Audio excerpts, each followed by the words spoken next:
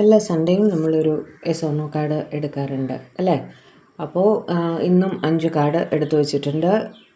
നിങ്ങൾക്ക് ചെയ്യേണ്ടത് ഡിവൈൻ്റെ മനസ്സിൽ വിചാരിക്കുക, ഒരു യെസ് ഓർ നോ ആൻസർ കിട്ടാവുന്ന രീതിയിലുള്ള ക്വസ്റ്റ്യൻ ചോദിക്കുക.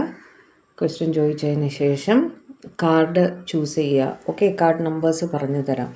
Card number 1, card number 2, 3, 4, 5.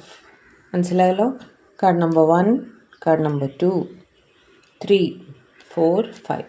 Okay, card number മനസ്സിൽ വിചാരിച്ചാൽ മതി കേട്ടോ, കാരണം എല്ലാം ഒരേ പിക്ചറുള്ള കാർഡ്സാണ്.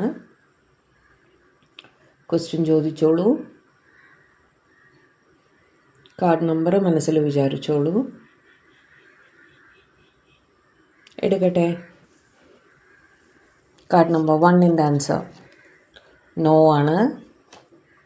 കാർഡ് നമ്പർ 2യുടെ ആൻസർ യെസ് ആണ്, അബ്സല്യൂട്ട് യെസ് ആണ് കേട്ടോ. കാർഡ് നമ്പർ 3 യെസ് ആണ്.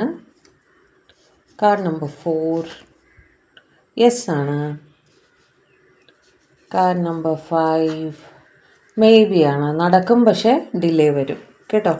മേ ബി കാർഡ് വരുന്നവിടെ ഡിലേ വരും, പക്ഷെ നടക്കും പിന്നീട് എന്ന് തന്നെയാണ് കാണുന്നത്. ഓക്കെ, നോ വന്നവരെന്ത് ചെയ്യണം? ഞാൻ പറയാറുണ്ട്, മാനിഫെസ്റ്റ് ചെയ്യണം, ഡിവൈനായിട്ട് ഫുള്ളി കണക്റ്റഡ് ആയിരിക്കണം കേട്ടോ. സിറ്റുവേഷൻസ് മാറി വരും എന്ന് ഉറച്ച് വിശ്വസിക്കണം, അപ്പോൾ സിറ്റുവേഷൻസ് മാറി വരും. ഓക്കെ.